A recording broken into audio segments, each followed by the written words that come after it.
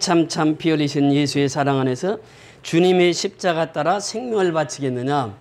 예수 믿으면요 정말 생명까지 바칠 수 있는 그런 신앙으로 가게 되는 줄 믿습니다. 초대교회 성도들이 그랬고 사도 바울이 그랬습니다. 예수를 믿고 나서 피 흘리신 이 복음을 땅끝까지 전파하면서 생명을 바쳤어요. 그것이 바로 신앙생활이라고 하는 것입니다. 참 들려오는 구원의 큰 종소리에 복음을 전파하려면 무엇을 각오해야 된다고요? 희생을 각오해야 됩니다. 예수님 온 인류를 살리기 위해서 예수님은 십자가를 지셨어요. 우리가 조금 전에 성찬식을 했는데 예수님께서 몸 찢기시고 피 흘려서 죽으신 것은 누구를 위하여? 나를 위하여. 우리를 위하여 십자가에 죽으셨다고 하는 것이죠. 그 피 흘리시며 그 피의 복음을 땅끝까지 전파해야 된다고 하는 것입니다. 그렇게 전파하려고 하면 성령의 충만함을 받아야 된다고 하는 거예요. 희생을 해야 된다고 하는 것입니다. 예수님이 희생하셨듯이 우리도 희생을 통해서 생명의 복음을 땅끝까지 전파해야 되는 줄 믿습니다. 구원은 누구의 것이라고요? 우리의 것입니다. 성도의 것입니다. 구원은 하나님께서 우리에게 값없이 베풀어 주신 은혜예요. 그래서 그 구원의 은혜를 통해서 우리는 하루하루를 살아가게 되는 것인 줄 믿습니다. 그 구원받은 성도들이 가장 중요한 것이 무엇입니까? 지난 시간에 같이 말씀을 나누었던 사도행전 20장 7절에 보니까 주간의 첫날에 무엇을 했다고요? 떡을 떼기 위하여 모였더라 이렇게 말씀하셨습니다. 그래서 초대교회는 떡을 떼기 위해서 모였습니다. 다시 말하면 예수님이 나를 위해서 십자가에 죽으시고 부활하심을 기념하기 위해서 주일날 모였다라고 하는 거예요. 주간의 첫날은 하나님 앞에 드리는 날이에요. 이것이 바로 주의 날이라고 하는 것입니다. 주일이라고 하는 것이에요. 주일은 안식일이 아닙니다. 안식일 후 첫날이라고 하는 거예요. 안식은 무엇입니까? 이것은 율법이에요. 율법으로는 구원받을 자가 한 사람도 없습니다. 그래서 안식 후 첫날 주간에 예배를 드리는 것이 우리 기독교의 예배입니다. 이것이 바로 기독교 역사를 새롭게 써가는, 그러니까 안식일이 아니라 주일을 지키는 삶을 살게 되었다고 하는 것입니다. 율법으로는 구원의 완성을 이룰 수가 없습니다. 율법으로는 구원을 받을 수도 없습니다. 너희가 그 은혜를 인하여 믿음으로 말미암아 구원을 얻었나니 이것이 너희에게서 난 것이 아니요 하나님의 선물이라. 행위에서 난 것이 아니니 이는 누구든지 자랑치 못하게 하려 함이니라 말씀하십니다. 에베소서 2장 8절로 9절에 보면 율법으로는 구원받을 자가 없다는 것이에요. 우리 행위로 구원받을 자가 없다고 하는 것입니다. 하나님은 구원은 전적인 하나님의 선물이고 그 선물을 우리가 받아들였습니다. 그러면 우리가 증거해야 될 것이 뭐냐? 예수님이 십자가에 죽으셨다가 사흘 만에 어떻게 하셨다고요? 부활하셨다는 거예요. 부활의 생명을 증거하는 것입니다. 그래서 그 신뢰로 들은 것이 무엇입니까? 유도고 사건입니다. 유도가 설교를 듣다가 어떻게 했다고요? 3층에서 잠자다가 창가에서 떨어져서 어떻게 했어요? 죽었단 말이에요. 죽었단 말이죠. 그것을 의사인 누가가 확인을 했어요. 완전히 죽었습니다. 그런데 바울의 기도를 통해서 하나님의 은혜로 유두구가 살게 됩니다. 이 십자가의 죽으심과 부활을 현장에서 목격하게 하는 것이죠. 이 사건을 땅끝까지 전파하는 것이거든요. 그러니까 바울이 이 드로아에서 일주일 동안 설교를 하면서 마지막 설교 때 밤을 안 자고 철야하면서 설교를 했습니다. 이것이 드로아에 있었던 사건이에요. 이제 드로아에서 이제 아소로 갑니다. 그런데 오늘 본문에 보면은 이제 바울이 어떤 마음을 가지고 가느냐? 거기 이제 오늘 본문에는 없지만 그 후에 말씀을 보십니다. 22절부터 사도행전 20장 22절부터 24절까지를 한번 같이 보십니다. 22절부터 24절까지 시작. 보라 이제 나는 성령에 매여 예루살렘으로 가는데 거기서 무슨 일을 당할는지 알지 못하노라. 오직 성령이 각 성에서 내게 증언하여 결박과 환난이 나를 기다린다 하시나 내가 달려갈 길과 주 예수께 받은 사명 곧 하나님의 은혜의 복음을 증언하는 일을 마치려 하면은 나의 생명조차 조금도 귀한 것으로 여기지 아니하노라. 바울은 분명한 목적이 있었습니다. 지금 어디까지 가야 된다고요? 예루살렘까지. 그리고 언제까지? 오순절이 이르기 전까지. 그래서 말씀의 오늘 제목이 무엇입니까? 말씀의 제목이 마지막 오순절 예배를 드리고. 지금 바울은 이것을 알았습니다. 예루살렘에 가면은 바울을 죽이려고 하는 사람들이, 청년당원들이 40여 명이 금식을 하면서 기다리고 있다는 거예요. 이 소식을 바울이 듣습니다. 그러니까 이 예루살렘 행이 바울은 죽음을 각오하고 지금 떠나는 여행입니다. 그런데 언제까지? 마지막 오순절 예배를 드리려 이렇게 표현하고 있습니다. 그것이 마지막이 되었습니다. 바울은 마지막 오순절 예배를 거기서 드립니다. 그러니까 내가 지금 예루살렘에 가고자 하는 것은 마지막 오순절 예배를 드리기 위해서 예루살렘을 간다. 그런데 내가 가는데 많은 환난과 핍박이 나를 기다리고 있다는 소식을 들어요. 그러나 내게 주어진 사명은 나는 감당해야 되겠다는 거예요. 그 24절의 말씀이 그 말씀입니다. 내가 달려갈 길과 주 예수께 받은 사명 곧 하나님의 은혜의 복음을 증언하는 일을 마치려 하면은 나의 생명조차 조금도 귀한 것으로 여기지 아니하노라. 그러니까 생명 바쳐서 지금 예루살렘을 떠납니다. 그러니까 예루살렘을 떠나는 목적은 두 가지예요. 첫째는 예루살렘에 가서 오순절날 이제 디아스포라, 즉 흩어진 유대인들이 예루살렘에 다 모이니까 거기에서 오순절 예배를 드리면서 복음을 전하기를 원했어요. 나 같은 죄인 살리신 주 은혜 놀라와 그 은혜를 선포하기 위해서 지금 예루살렘 행을 강행하고 있습니다. 두 번째 목적은 뭐냐? 이제 그 지난주에 말씀을 드렸습니다만 각기 바울의 제자들이 예루살렘 교회를 위해서 모금을 했습니다. 그러니까 그 선교 헌금을 전달하기 위해서 지금 바울이 이 길을 선택한 것이죠. 자, 오늘 본문 오늘 13절 위에 올라가서 보십니다. 13절 시작. 우리는 앞서 배를 타고 앗소에서 바울을 태우려고 그리로 가니 이는 바울이 걸어서 가고자 하여 그렇게 정하여 준 것이라. 자, 14절도 한번 같이 읽습니다. 시작. 바울이 앗소에서 우리를 만나니 우리가 배에 태우고 미둘로네로 가서. 자, 13절, 14절을 통해서 가장 많이 등장하는 단어가 무엇입니까?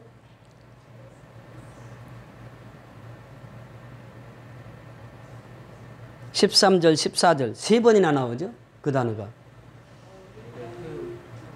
네? 우리는, 자, 우리가. 자, 여기에서 보면 지금 13절 우리는, 14절 우리를, 우리가, 여기에서 좀 차이가 있습니다. 이 차이를 좀 살펴보시겠어요? 우리는 13절, 그 다음에 14절에서 우리를, 우리가라고 하는 표현을 하고 있는데, 우리는 조금 생각을 하셔야 돼요. 우리는 지금 누구입니까? 이 우리라고 하는 단어를 쓸 때마다 하나님께서는 바울의 동역자들과 함께 있을 때 우리는 이런 표현을 씁니다. 그런데 13절에는 바울이 있습니까? 없습니까? 없습니다. 지금 13절에는. 우리는 했을 때 바울 일행은 있는데 바울은 없어요. 왜 없습니까? 바울은 지금 앗소로 육로로 떠나고 있거든요. 근데 우리는 어때요? 배를 타고 간단 말이에요. 여기서 우리는 이라고 했을 때 우리는 누구를 포함한 것입니까? 지금 누가복음을 누가 기록했다고요? 누가가 기록했어요. 사도행전을 누가 기록했다고요? 누가가 기록했습니다. 그러니까 우리는 했을 때 누가 들어가요? 누가가 들어가요. 누가를 포함한 바울의 일행이 들어갑니다. 그러니까 우리는 이 말은 누가와 그 바울의 일행을 말하고 있습니다. 13절에 우리는 앞서 배를 타고 앗소에서 바울을 태우려고, 바울은 지금 혼자 걸어가거든. 지금 걸어가고 있고 바울의 일행이 우리는 이제 앞서 배를 타고 앗소에서, 그러니까 배를 타고 먼저 갔단 말이죠. 그래서 바울을 태우려고 그리로 가니 이는 바울이 걸어서 가고자 하여 그렇게 정하여 준 것이라. 그러면서 14절에 보면 바울이 앗소에서 누구를 만나니? 우리를 만나니. 지금 누가와 바울의 일행들을 거기서 만납니다. 만나니 우리가 배 태우고 미둘로네로 가서 그래요. 그래서 여기 행선지가 계속 나옵니다. 근데 여기서 우리라고 하는 단어가 참 중요하다고 하는 것이에요. 바울은 이 우리가 있었기 때문에 예루살렘까지 갈 수 있었다고 하는 것입니다.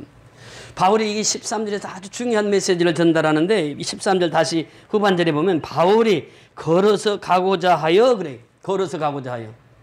지금 바울은 노구입니다. 항상 말씀을 드리지만 바울은 인생의 후반전, 이 끝자락에 살고 있거든요. 노구의 몸을 이끌고 앗소까지 걸어간다는 것이에요. 이게 거리가 32km입니다. 그러니까 한 80리 되는데 장정이 걸어도 하루 넘게 걸어야 돼요. 그러니까 노구의 몸을 이끌고 가면 적어도 이틀은 걸어야 됩니다. 그런데 이 성서학자들이 보면은 드로아에서 앗소에 가는 길은 강도들이 출몰을 많이 한다는 거예요. 그 위험한 길을 바울이 혼자 가겠다는 거예요. 왜 그랬을까? 어떤 학자들은 그렇게 얘기합니다. 바울은 복음을 전하기 위해서 혼자 갔을 것이다. 아니, 풍랑이 있어서 혼자 갔을 것이다. 그게 아니라는 거예요. 왜 아니냐? 복음을 전하려면 어떻게 해요? 일행과 같이 가면서 여러 사람과 함께 복음을 전하면 더 효과적이에요. 혼자 전하는 것보다. 그러면 왜 바울이 혼자 갔느냐라고 하는 것입니다. 여기서 이제 우리가 이 말씀을 좀 깊이 묵상을 해야 되는데 혼자 간 이유가 있다고 하는 것이에요. 바울이 지금 바로 전날 무슨 일을 했습니까? 죽은 유두고를 살리는 일을 했어요. 하나님의 은혜로 죽은 유두고를 살렸습니다. 그리고 밤새 무엇을 했다고요? 예배를 드렸어요. 밤새 설교를 했어요. 그러니까 이튿날 동해 틀 때 들어와서 지금 아소까지 가는 길은 뭐예요? 잠 한숨도 안 잤습니다. 잠 한숨도 안 자고 지금 이틀 길을 가는 거예요. 거기는 광야예요. 그러니까 이제 혼자 가면서 노숙을 해야 됩니다. 하루는. 노숙을 하고 또 아소까지 가야 돼요. 근데 왜 혼자 갔느냐라고 하는 것이에요. 지금 배를 타고 갔으면 어떻게, 무슨 대화가 주류를 이루었을 것 같습니까? 배 타고 가면서 동역자들과 함께 가면은 무슨 얘기를 했을 것 같아요? 바로 전날 사건인 유도고 사건을 얘기했을 거라는 것이죠. 바울 사도가 얼마나 유능한 분인지 바울 사도가 기도했더니 죽은 유도고가 살아났대. 전부 일행들이 그 얘기에 초점을 맞췄을 것이라는 거예요. 근데 바울은 여기서 혼자 갔던 이유가 우리가라고 하는 그 동행과 함께 하지 않고 혼자 갔던 이유는 바로 거기에 있습니다. 지금 바울은 큰 사역을 할 때마다 혼자 가서 하나님 앞에 기도해요. 근데 바울뿐만이 아닙니다. 여기 야곱이라고 하는 인물이 등장하는데요. 창세기 28장에 보면 야곱이 이제 그 브엘사바를 떠나서 하란으로 갑니다. 그 가는데 그 가는 목적이 뭐예요? 지금 하란까지 가서 자기 몸을 피하는 거예요. 왜? 에서한테 장자권 팥죽 한 그릇에 샀죠. 그리고 또 장자권도 샀죠. 또 무엇도 했죠? 팥죽 한 그릇 장자권 사고 그러면서 축복권도 다 야곱이 가졌단 말이에요. 그 장자권 축복권을 다 가졌어요. 야곱이. 그러니까 에서 형이 생각할 때 어떻게 생각하겠어요? 저는 동생 때문에 장자권도 뺏겼지 축복권도 뺏겼지. 그러니까 죽이려고 한 거예요. 그러니까 어머니가 그 피신을 시킵니다. 그래서 이제 브엘세바에서 하란으로 가는 도중에 광야예요. 광야인데 너무 무서웠죠.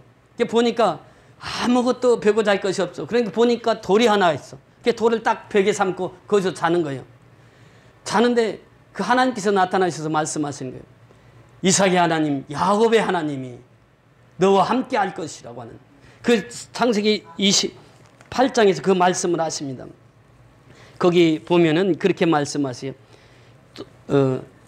그러면서 이제 또 본즉 여호와께서 그 위에 서서 이르시되 나는 여호와니 너의 조부 아브라함의 하나님이요 이삭의 하나님이라. 내가 누워 있는 땅을 내가 너와 내 자손에게 주리라 그래요. 주리라. 그러면서 바로 그 앞에 무슨 사건이 나오냐? 하늘과 땅이 닿는 사다리가 있어요. 그 천사들이 오르락 내리락 합니다. 그러면서 그 말씀을 하시는 하나님이 나타나셔서 그러면서 14절에 내려가서 보니까 내 자손이 땅에 티끌같이 되어 내가 서쪽과 동쪽과 북쪽과 남쪽으로 퍼져나갈 것이며 땅의 모든 족속이 너와 내 자손으로 말미암아 무엇을 받으리라? 복을 받으리라. 너는 복의 근원이야. 야곱에게 그 말씀을 하시는 거예요. 그러면서 하시는 말씀이 15절 내가 너와 함께 있어 내가 어디로 가든지 너를 지키며 너를 이끌어 이 땅으로 돌아오게 할지라. 이 땅으로 돌아오게 할지라. 내가 내게 허락한 것을 다 이루기까지 너를 떠나지 아니하리라 하신지라. 내가 너와 함께 있어. 이것이 바로 야곱에게 약속하신 것입니다.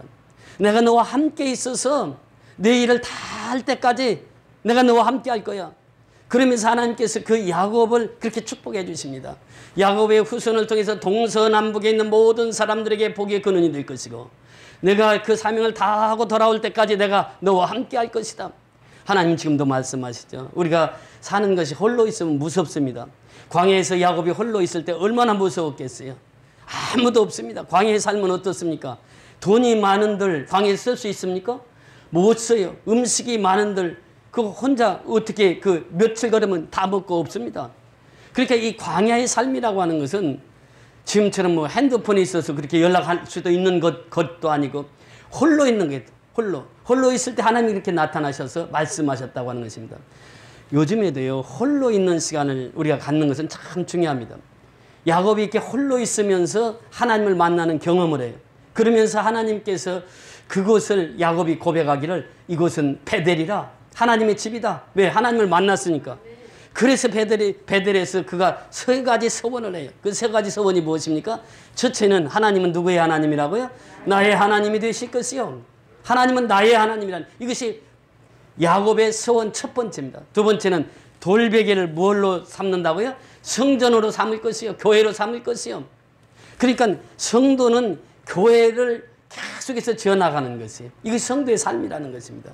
교회는 교회를 낳아야 돼요. 성도는 교회를 낳아야 돼요. 그것은 무엇을 말하고 있습니까? 성도는 교회거든요. 교회는 불신자들을 전도해서 교회를 만들어 나가야 된다는 것이에요. 세 번째 그가 고백한 것이 무엇입니까?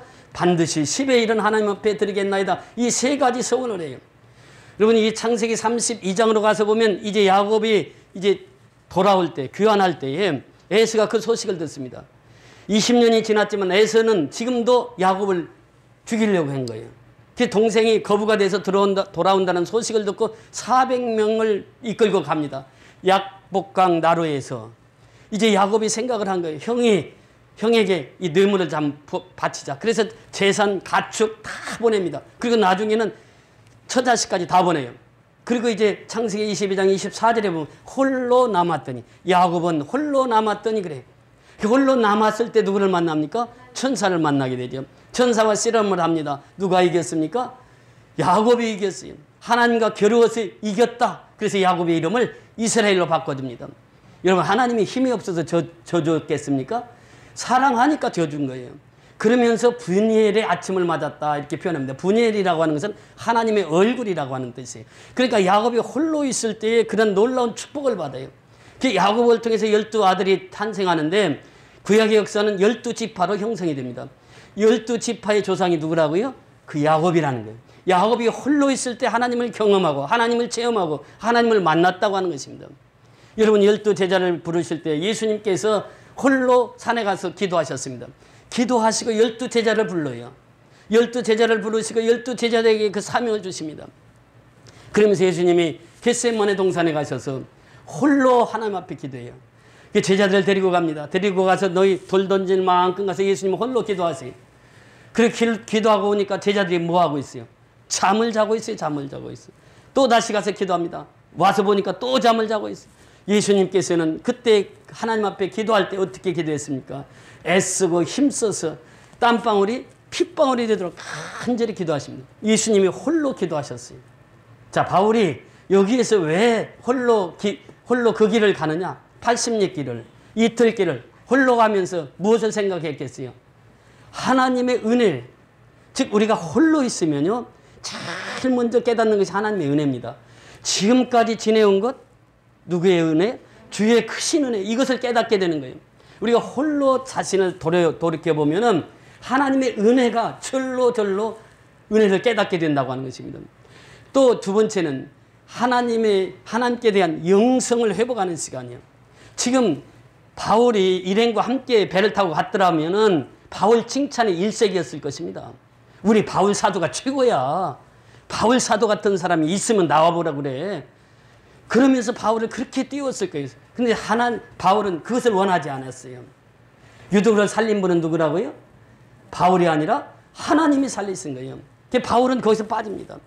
예수님도 마찬가지입니다. 오병이어 기적을 행하고 수많은 사람들이 예수님을 따르려고 할 때 예수님께서 말씀하시기를 제자는 어떤 사람이 제자가 된다고요? 아무든지 나를 따라오려거든 어떻게 하라고? 자기를 부인하라는 거예요. 많은 사람들이 예수를 따라요. 그런데 예수님이 제자에 대한 제자상을 딱 제시하는데 아무든지 나를 따르려거든 자기를 부인하고 그래요. 자기를 부인하고. 이것이 첫 번째 출발이에요. 자기를 부인하고 날마다 제 십자가를 지고 나를 쫓을 것이니 예수님 그렇게 말씀하셨어요. 그러니까 우리가 이 바울의 삶을 통해서 바울은 지금 예루살렘에 가는 분명한 목적지가 있습니다. 우리 인생은 분명한 목적지가 있어야 돼요. 우리 성도는 분명한 목적지가 있습니다. 우리 죽으면 어디 가는 거예요? 하늘나라 가는 거예요. 천국에 가는 분명한 목적지가 있어요. 목적지를 이탈하면 안 됩니다. 그 목적지를 향해서 달려가야 되는 거예요. 바울이 지금 이 목적지 예루살렘, 아니 예루살렘에 가서 더 나가서 로마 여행까지, 지금 이게 바울의 3차 전도 여행 마지막 끝자락입니다. 그래서 이 예루살렘까지 가면 3차 전도 여행이 끝나요. 그리고 나서 또 거기에서 체포된 채로 로마까지 가게 됩니다. 이 로마 여행이 또 시작되는 거예요. 그러니까 바울의 생각 속에는 예루살렘에 가서 오순절, 마지막 이 오순절 예배 때에 그 군정이 많이 모이니까 가서 복음을 전해야 되겠다. 그리고 예루살렘 교회가 그렇게 어려움을 겪고 있으니까 우리가 뭐니 헌금을 갖다 줘야 된다. 이 사명에 불타서 가는데 이제 그 하나님 앞에 유두그를 살리고 난 후에 그 부활의 복음을 또 다시 영적인 충전을 하기 위해서 홀로 갔다는 거예요. 홀로 그 이틀길을 가면서 하나님 앞에 영적인 충전을 받았다는 거예요. 그래서 이 오순절에 가서 또 다시 복음을 전하려고. 우리가 홀로 있는 시간은 좋은 시간입니다. 내 자신을 돌이켜볼 수 있는 시간이고, 홀로 있는 시간은 하나님과 영성을 회복하는 시간이에요. 영성이 충만하게 되면 또 가서 복음을 전합니다. 여러분, 핸드폰을 누구나 다 쓰시잖아요. 이 핸드폰 하루 쓰고 충전 안 하면 어떻습니까? 못 쓰는 거예요. 충전해야 쓸 수가 있습니다. 우리가 신앙은 그렇습니다. 선교는 그렇습니다. 전도는 그렇습니다. 내가 영적으로 충만하지 않으면 전도할 수 없어요. 예수 믿으세요. 이 말이 안 나와요. 입 밖으로. 그러나 내가 성령이 충만하면 어때요? 예수 믿으세요. 예수 믿으면 구원받습니다. 그러니까 대통령 앞에서도 당당한 거예요. 예수 믿는 사람. 그래서 바울은 영적인 충전을 위해서 이 혼자 갔다만 홀로 가면서 하나님께서 베풀어 주신 그 은혜, 다메섹 성에서 나 같은 죄인을 살려주신 그 은혜를 생각하면서 내가 다시 하나님께서 유두그를 살리게 하셨는데 이제는 예루살렘에 가서 그 수많은 사람들에게 복음을 전가하기 위해서는 내가 영적으로 충전이 필요하다고 하는 것이에요. 자동차도 보세요. 요즘에 전기차 같은 경우는 소리가 안 나더라고요. 시동을 걸었는데 이게 시동이 걸렸는지 안 걸렸는지를 모르겠어요. 근데 이렇게 보니까 어제 그 운동하면서 경험하다 보니까 전기차를 충전을 하더라고. 전기차가 충전을 안 하면 갈 수 있어요? 없어요? 못 간단 말이에요. 충전을 해야 자동차도 움직이는 거예요. 마찬가지란 말이에요. 우리가 영적인 생활을 할 때 영적으로 충전이 안 되면 하나님의 일을 할 수가 없다는 것입니다. 바울은 그것을 깨달았던 것이죠. 그래서 홀로 아소까지 갑니다. 아소에서 이제 배를 타고 다시 가게 됩니다.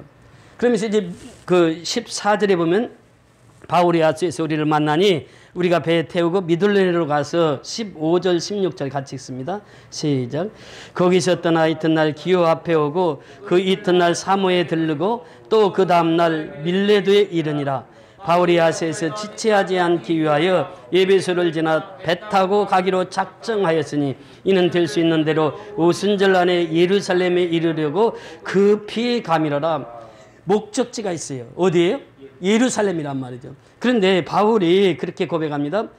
바울이 아시아에서 지체하지 않기 위하여, 그래, 지체하지 않기 위하여. 목적이 분명한 사람은요, 그 길을 위해서 지체하지 않습니다. 바로 그 길로 곧장 가는 거예요. 지체하지 않기 위하여 어디를 지나? 에베소를 지나. 에베소가 어떤 곳입니까? 바울이 3년 동안 눈물로 기도하면서 그 두란노 서원에서 가르쳤고, 그 에베소 교회를 세워서 에베소를 교회에 엄청난 파급 효과가 있었잖아요. 12사람 제자를 키워서 두란노 서원에서 2년 동안 강론을 해서 그 제자들이 가서 복음을 전하니까 아데미 신전이 신상을 팔던 그 사람들이 대모대를 일으켜가지고 그 25,000 군중을 모아가지고 그렇게 바울을 죽이려고 했을 때에, 그러니까 바울이 복음을 증가했을 때 그만큼 영적인 영향력이 있었다는 것이 에베소에 엄청난 역사가 있었습니다. 12명을 가지고 에베소 도시를 전체를 뒤집어 놨거든요. 근데 그 에베소를 눈앞에 두고 있는 거예요. 근데 에베소를 들려요, 안 들려요?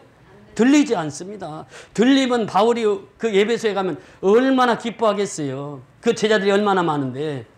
근데 들리질 않아요. 들리면은 인사하다 보면 그 오순절 안에 예루살렘에 갈 수가 없단 말이죠. 지체하지 않기 위하여 에베소를 들리지 않습니다. 그 자기가 사랑했던 에베소, 그 전도해가지고 수많은 영적인 열매들이 있는 에베소, 이 에베소를 들리지 않아요. 그리고 에베소 장로들만 밀레도로 초청합니다. 이제 그것이 다음 주에 설교할 내용인데, 그 밀레도에서 그 에베소 장로들만 초청해가지고 거기서 고별 설교를 합니다. 그러면서 바울이 그 고백을 하는 것이죠. 22절에서 24절 조금 전에 보았던 말씀처럼 바울은 나의 사명을 감당하기 위해서는 나의 생명을 조금 더 귀한 것으로 여기지 않는다는 거예요. 나는 지금 하나님 앞에, 예수님 앞에 내 생명 다 바치고 지금 그 길을 가고 있습니다. 그러면서 에베소를 지나서 갑니다. 에베소를 지나서 이제 그 바울의 고백에서 에베소를 지나 배 타고 가기로 작정하였으니 이는 될 수 있는 대로 어떻게 오순절 안에 예루살렘에 이르려고 급히 갑니다. 급히 갑니다. 그렇습니다. 우리는요, 그 사명을 감당하기 위해서는 우리가 목표가 분명해야 됩니다. 우리가 지금 미얀마에 선교를 하고 있습니다. 그 미얀마 선교와 딱 우리가 그 선교를 하고 있어요. 전에는 이제 필리핀 했지만 이제 필리핀에서 또 미얀마로 하나님이 사역지를 옮겨주셔서 미얀마 선교를 하고 있습니다. 지금이 너무너무 어려워요. 어제 미얀마에 있는 원성희 선교사님이라고 편지가 왔어요.